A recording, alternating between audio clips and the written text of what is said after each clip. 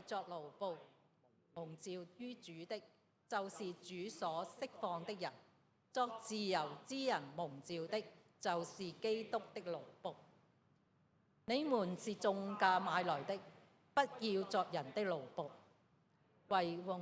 你們各人蒙召的時候是什麼身份，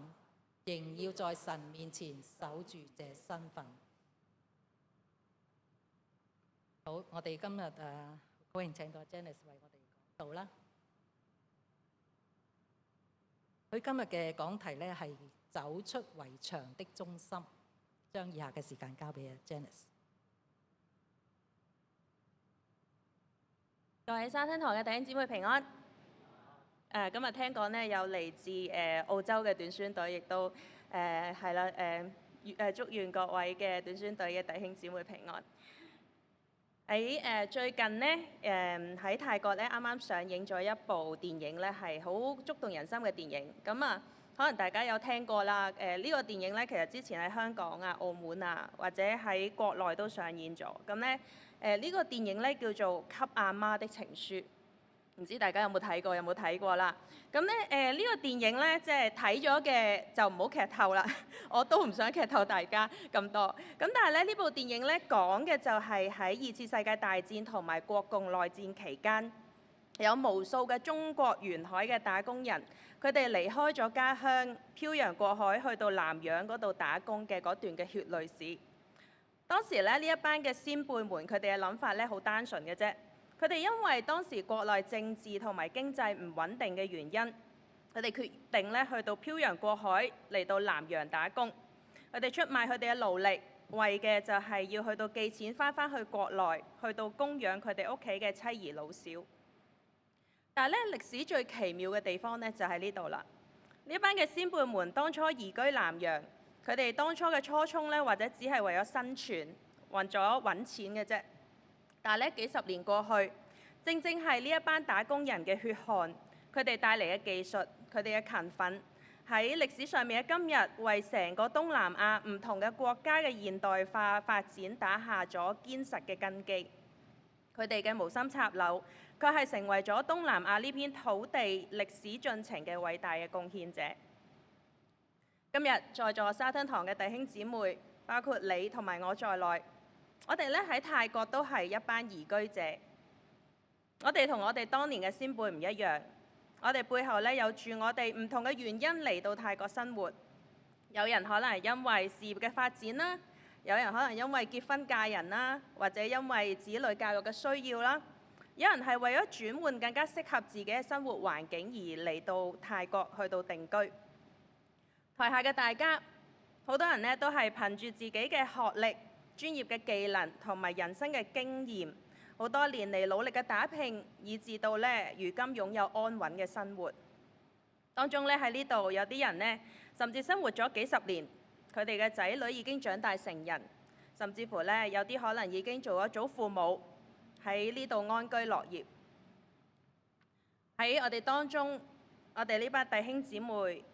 唔單止有生活嘅安穩，亦都咧有唔同嘅時間去到做唔同嘅事，大家嘅身心靈亦都十分之壯健。今日咧，好想喺呢個主日崇拜嘅早上，去到邀請大家思考一個題目。我哋呢一班屬於基督嘅移民，今日上帝將大家安置喺泰國呢一度，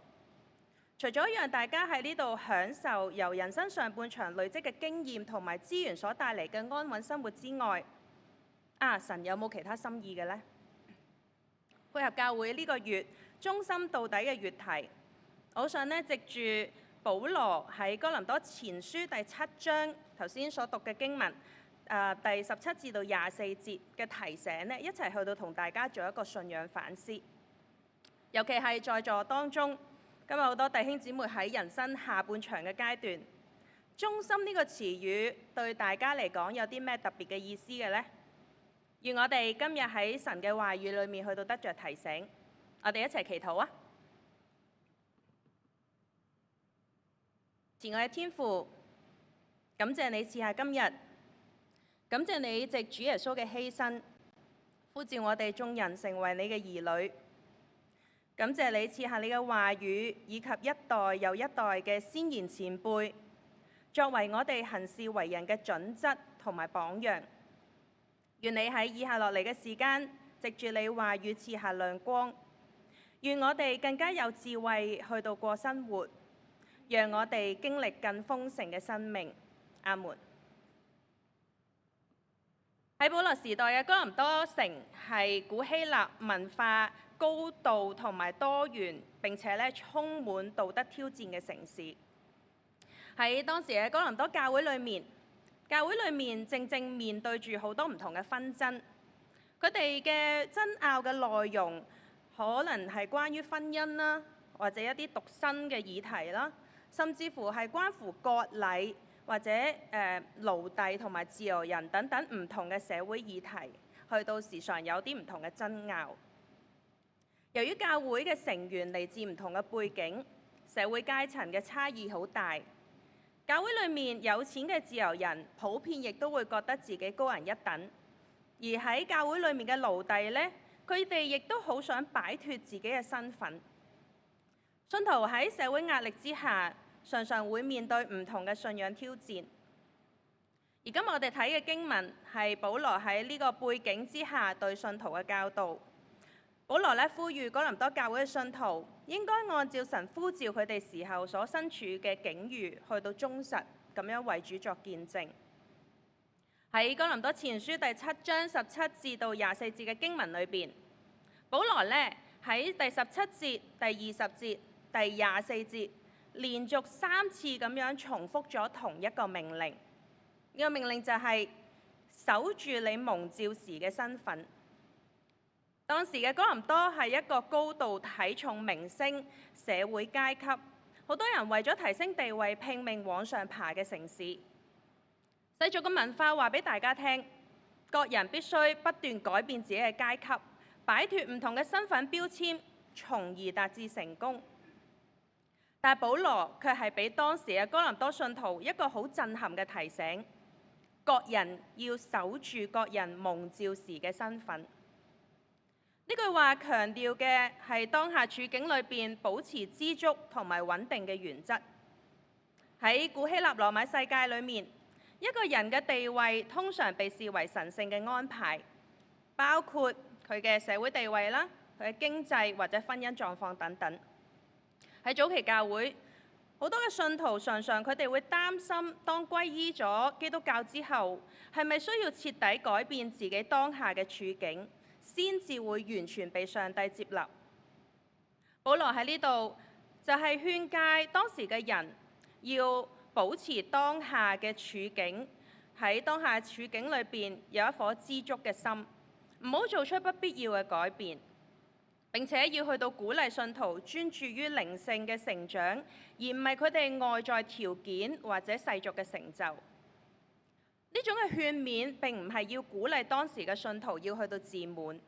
而係要讓到當時嘅信徒認識到上主係喺每個人生命當中嘅嗰份嘅主權同埋旨意。喺基督教信仰當中，蒙召嘅概念指嘅係一個人悔改或者認識到自己歸屬於基督嘅嗰個時刻。呢個呼召係保羅書信嘅核心主題，強調嘅係上帝主動同埋信徒建立關係。呢種呼召唔單止係指向得救，亦係指向無論身處何種境地，都要過服侍同埋見證嘅生活。唔知大家又記唔記得你當初蒙召嘅時候，嗰陣時係點樣嘅呢？我哋每一個人都有唔同嘅人生境遇，包括我哋嘅家庭、我哋嘅國籍、我哋嘅職業，甚至係我哋嘅社經地位或者婚姻狀況等等。聖經話俾我哋聽，呢啲嘅人生經歷都唔係偶然嘅，而係有上主獨特嘅安排同埋計劃。上主可以透過任何人獨特嘅處境去到成就神嘅心意。不論係昔日嘅哥林多教會，定係現今嘅教會，保羅呼籲每一個信徒都要守住各人蒙召時嘅身份，將工作、家庭、社區等等個人身處嘅地方，都視為上主指定嘅宣教場所，並且持續活出我哋嘅信仰，喺日常生活裏面去到彰顯基督嘅愛同埋真理。今日在座三親堂嘅弟兄姊妹，各人有嚟自唔同嘅專業嘅領域。我嚟之前咧問咗 Macy 大家做啲咩嘅？咁咧聽講咧你哋咧就話有啲人係做從商貿發展啦，有啲人咧可能係做到一啲涉及到企業管理啊，或者有人係做建築，有人做法律相關嘅工作，有人做設計，有人做廣告等等。今日坐喺呢度嘅每一個人，包括你同埋我哋每個都有自己唔同嘅專業，我哋每一個都有份喺上主喺泰國嘅宣教計劃當中。除咗喺教會服侍嘅層面之外，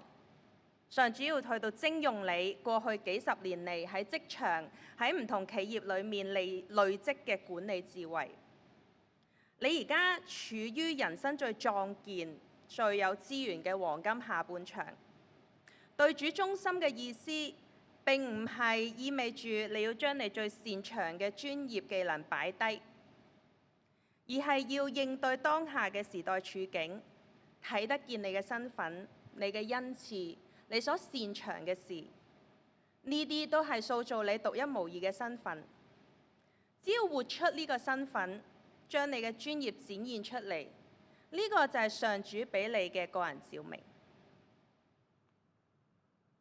我哋去到睇經文嘅第18章至到第18節至到22節，保羅提及關於割禮同埋奴隸嘅議題。呢兩個議題喺當時嘅哥林多教會裏面有住巨大嘅張力。當時嘅哥林多教會一邊係猶太人同埋外邦人組成嘅教會，佢哋有好多文化宗教嘅衝突。當中咧，時時去到爭論要唔要受割禮。另外一邊咧，亦都有一啲係為奴嘅，或者係自由人喺當中，亦都有一啲嘅階級對立嘅問題。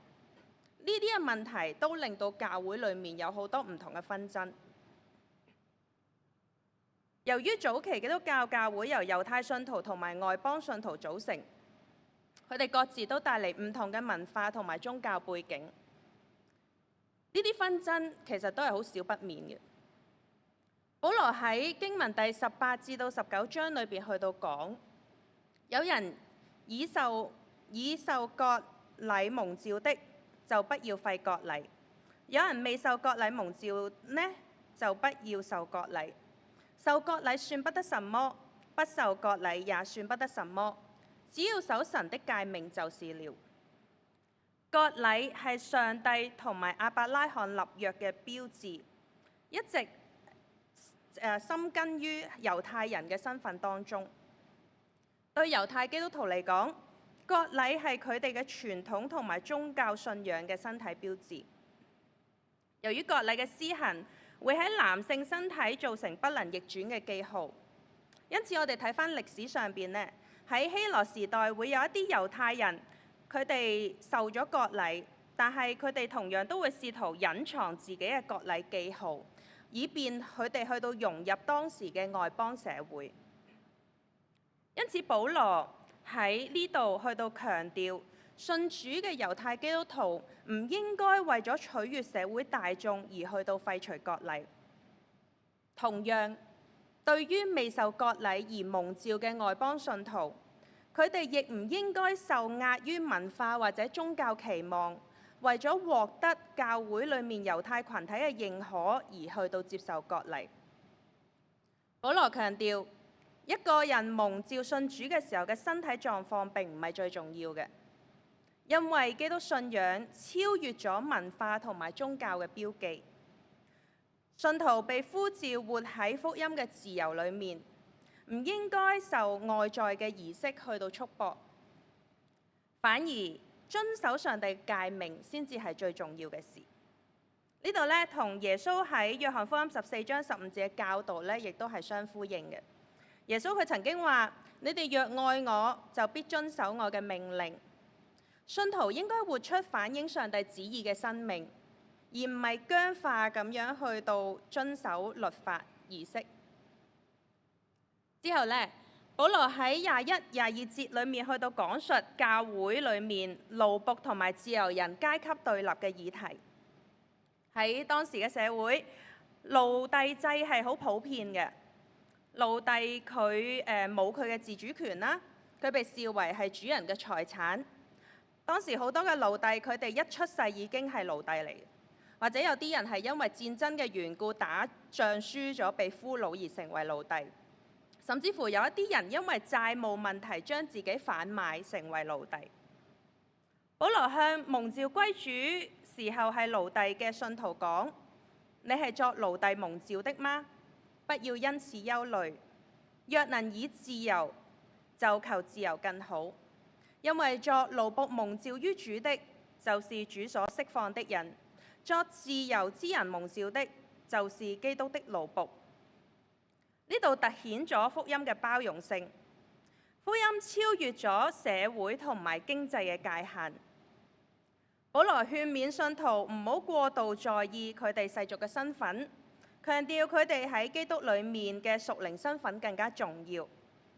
不過，保羅同樣勉勵一班作為奴僕嘅信徒，如果自由嘅機會出現，就應該抓住呢個機會。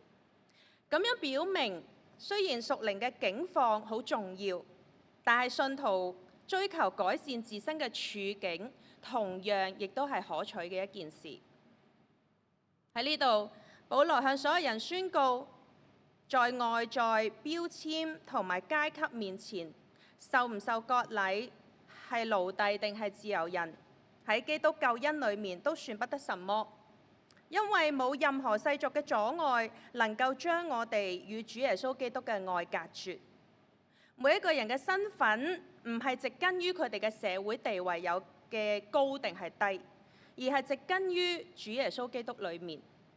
只有當主耶穌先至可以賜予每個人永恆真正嘅自由。雖然而家嘅教會，我哋今日唔會再討論割禮嘅問題，唔會再討論奴隸制度嘅問題，但係經文今日話俾我哋聽，福音可以改變社會嘅規範同埋人際關係。每一個信徒都應該以神國嘅價值觀去到活出佢哋嘅信仰。保羅嘅話，對於今日喺泰國生活嘅我哋嚟講，係一個好有深度嘅提醒。今日我哋喺唔同種族嘅信徒面前，我哋應該專注嘅係我哋共同嘅信仰，而唔係文化差異。無論係華人，無論係泰國人，又或者而家喺泰國有好多其他唔同種族嘅人士，無論係乜嘢人都有權利去到經歷基督嘅恩典同埋慈愛。基督教唔係一個只係屬於某個特定階級或者文化人士嘅宗教，基督宗教係屬於每一個人嘅宗教。上主既然打破咗猶太人同埋外邦人之間嘅文化藩籬，亦都打破咗奴隸同埋自由人之間嘅階級藩籬，咁樣意味住喺今日嘅泰國，福音嘅恩惠同樣要跨越文化同埋階級，傳俾嗰啲喺泰國社會被視為最低層、被佛教宿命論睇為無法扭轉個人命運嘅泰國人。當我哋明白任何階級、任何文化都唔可以同主嘅愛隔絕嘅時候，今日上主正喺度呼召我哋呢一班喺泰國生活嘅華人信徒。上主呼召我哋帶住我哋屬靈嘅好奇心，走出教會嘅圍牆，去到服侍泰國嘅社區。讓我哋睇睇一啲唔同嘅基督徒，佢哋用佢哋專業走進社區服侍嘅例子啊！喺好多年前呢，有一班跨國企業嘅高管，佢哋移居咗去泰北。佢哋發現咗好多山區嘅少數民族常常都會受到本地人嘅壓榨，甚至乎呢啲嘅少數民族除咗俾人哋睇低之外，俾人哋壓榨之外，佢哋嘅仔女往往都好容易落入人口販賣活動當中，去到成為受害者。於是乎呢一班嘅外國人，佢哋見到呢個情況，佢哋好想去到為呢啲山區少數民族做一啲嘢。於是乎佢哋就用佢哋自己過去有嘅跨國嘅企業供應鏈管理嘅經驗，同埋佢哋嘅企業行銷嘅經驗，喺泰國創辦咗公平貿易嘅咖啡品牌。佢哋教導山區嘅農民種植嘅技術，並且咧用一啲合理嘅價錢去到收購當地嘅咖啡豆，甚至乎開設一啲嘅咖啡室去到培訓一啲基層嘅青年人。呢一班嘅基督徒，佢哋用佢哋嘅商業知識同埋技能，幫助好多山區嘅少數民族打破咗貧窮嘅惡性循環。佢哋將基督信仰同埋佢哋喺職場嘅經歷去到結合，讓人睇見主耶穌嘅腳蹤喺呢個群體當中去到延伸出去。另外一個例子係喺美國加州有一對大約50-60歲嘅華裔夫婦，佢哋咧喺加州生活咗好多年。一個咧係做工程師嘅，另外一個咧係做會計師嘅。佢哋都有佢哋嘅專業背景。但係咧，呢對夫婦喺舊年9月開始咧，佢哋決定放低喺美國穩定嘅生活，決定提早退休，移居嚟泰國。佢哋喺清邁度落腳，決定咧喺清邁開展教會。原本咧呢對夫婦佢哋嘅諗法咧就係嚟到清邁之後，好想開一間奶茶店，去到做福音平台，向一班嘅泰北嘅年青人去到傳福音。但係咧，當佢哋落咗腳之後，佢哋發現原來喺佢哋身邊最大嘅禾場唔係泰國人，而係一班嚟自中國大陸嘅華人家庭。呢對夫婦好敏銳咁樣發現，原來近年有大量為咗教育而移居泰國嘅華人家庭，呢啲家庭往往面臨住好巨大嘅文化適應焦慮。於是乎，佢哋運用佢哋過去嘅人脈，同一啲曾經喺美國受神學裝備嘅中國家庭教會領袖合作，去到做一啲生活營。佢哋透過同參加者一齊喺生活營裏邊共同生活，一齊去到飲食，一齊咧去到深度交流，讓到福音能夠融入喺日常當中。今年呢，佢哋為咗能夠同時服侍華人家庭同埋唔同角色嘅需要，佢哋咧同步舉辦咗夫妻營啦、青年營啦同埋兒童營，讓到咧每一個華人家庭嘅爸爸媽媽可以參加夫妻營，青少年可以參加青少年營，兒童可以參加兒童營。於是乎，一家人都可以一齊參加營會。佢哋嘅營會咧，唔係以傳統嘅嗰種好密集嘅講道為主，反而係透過共同生活，甚至乎去到加入一啲藝術治療、遊戲治療等等嘅元素，去到同參加者深入去到交流，引導參加者喺放鬆度假嘅氛圍裏面，去到重新同佢哋嘅家人、同自己同埋上帝去到建立關係。仲有另外一個例子，喺曼谷有一班由退休人士組成嘅律師、人力資源總監、財務審計師等等呢班嘅人士組成嘅基督教專業網絡。佢哋咧注意到有研究指出，東南亞好多輔助基層、弱勢青年或者難民嘅 NGO 同埋一啲嘅微型嘅福音企業，當中有達到70%嘅企業都係因為唔擅長財務管理，或者咧係一啲嘅法律嘅合約嘅風險，或者係一啲組織架構嘅問題，而被逼終止或者倒閉。於是乎，呢一班嘅專業人士用佢哋嘅專業，去到為呢啲泰國嘅唔同嘅 NGO 或者社企，去到提供免費嘅商業診斷顧問服務，去到幫助呢啲嘅 NGO 或者社企避免倒閉。讓到佢哋可以繼續去到服侍一班有需要嘅群體。呢一班人同在座嘅大家都一樣，都係外來嘅移民。佢哋擁有穩定嘅財富，有專業嘅背景，但係佢哋對主嘅工作充滿咗探索嘅好奇心。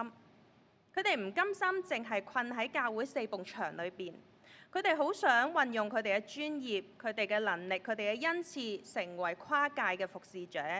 將基督信仰嘅影響力喺教會帶到唔同嘅群體同埋社區裏面。頭先嗰幾個例子話俾我哋聽，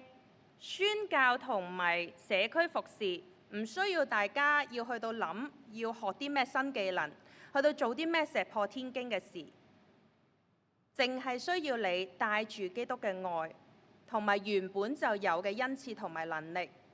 離開呢一所有形嘅建築物，走進上主感動你去服侍嘅群體，將無形嘅教會喺嗰度延伸出去，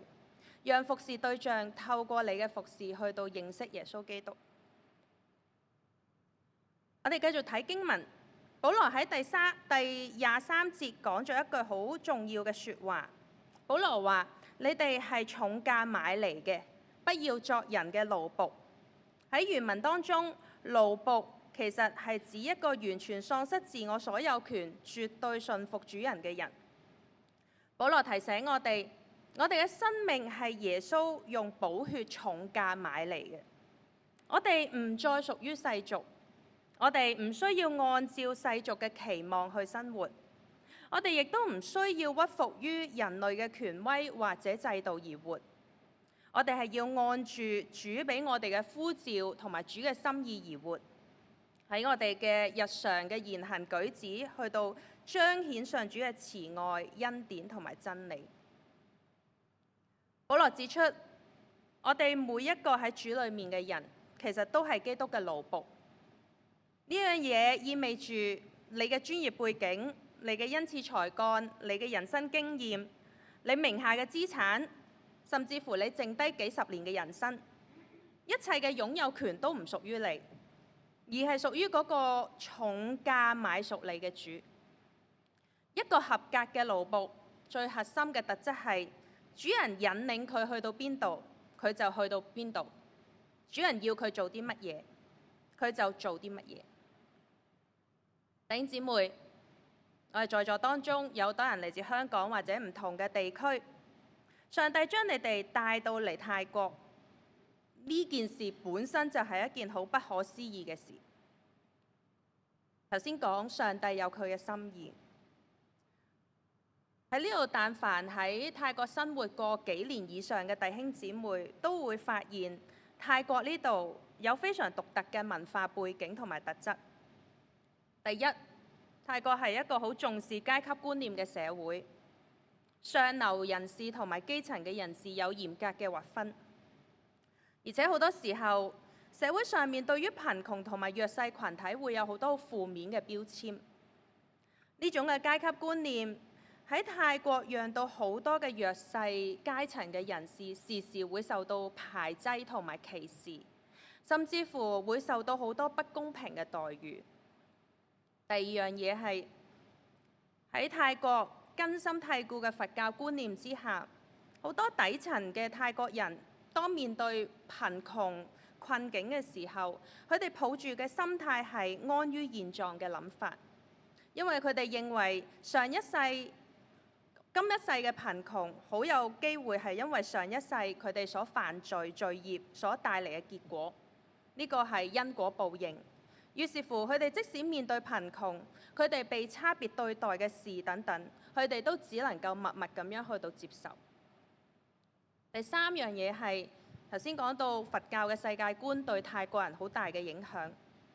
亦都衍生出泰國人呢有一種好 chill 嘅生活哲學，成日都話拜超，即係簡單啲嚟講就係躺平，乜都唔使做啦。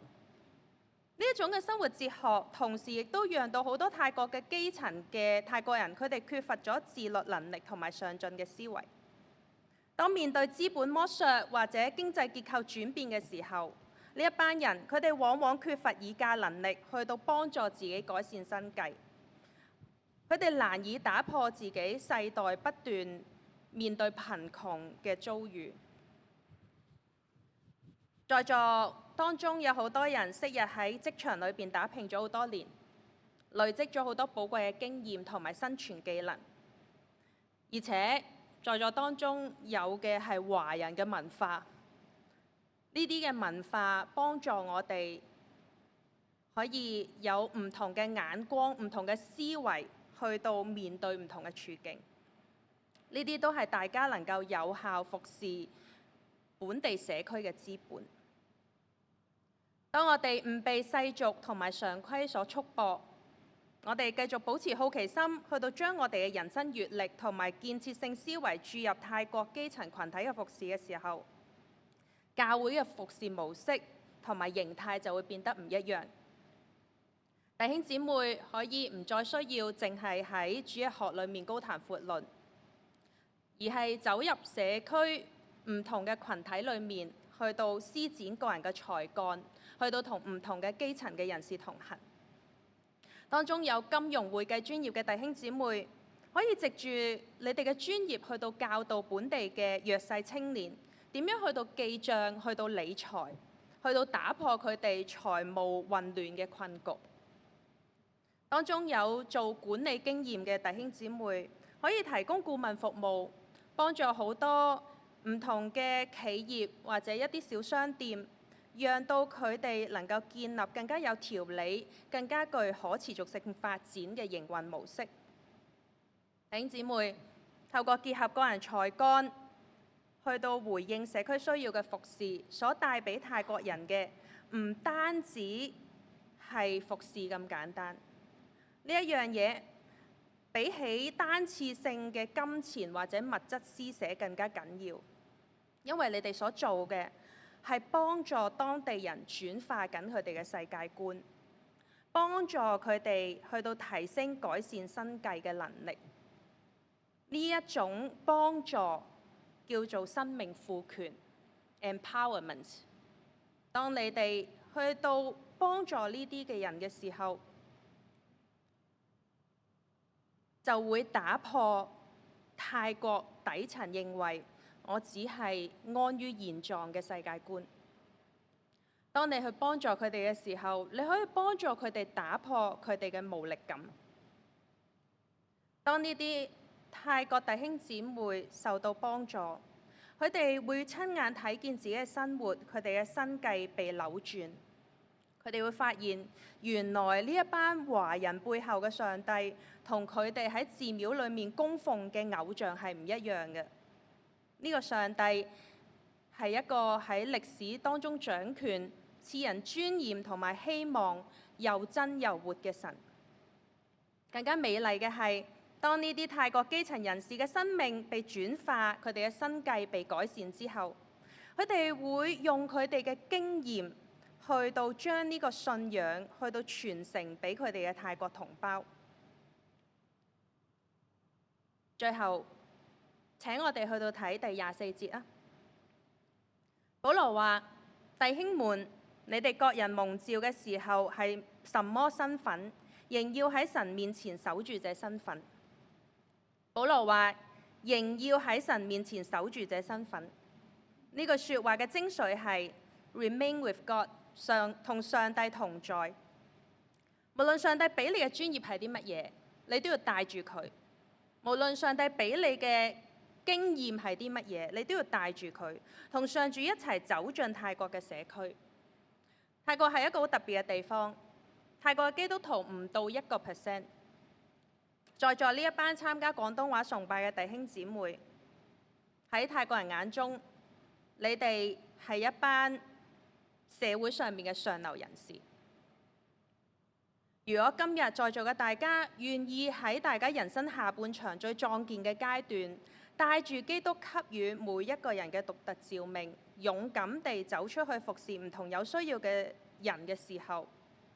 你哋會讓本地嘅泰國人睇見呢一班嘅外來移民同其他嘅外來移民唔一樣。呢呢一班以基督徒自居嘅外來移民，佢哋唔係嚟掠奪資源嘅，佢哋係真係愛呢片土地，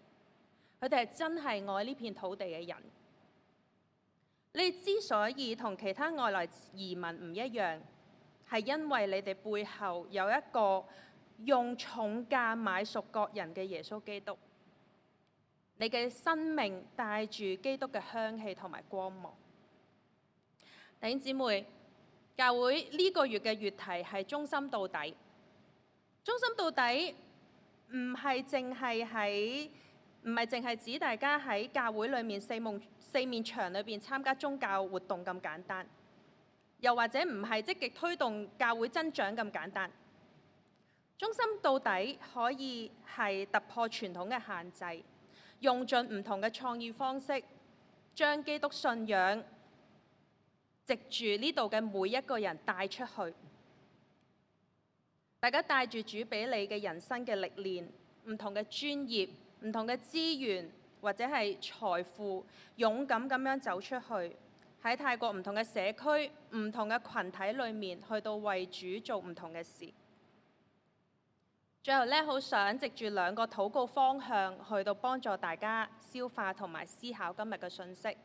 希望大家返去之後都可以去諗一諗，你可以用啲咩專業技能去到祝福泰國嘅社區，你哋身處嘅社區呢？另外，亦都係求主賜俾你哋勇氣，去到探索一個能夠彰顯上帝公義同埋愛心嘅服事。願我哋呢一班被重價買嚟嘅人，能夠一同喺泰國藉住唔同嘅服事，去到見證上帝榮美嘅作為。阿門。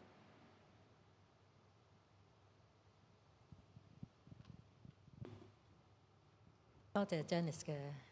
今日嘅教導，讓我哋都擺喺心上邊，知道我哋點樣忠心到底，為主服務。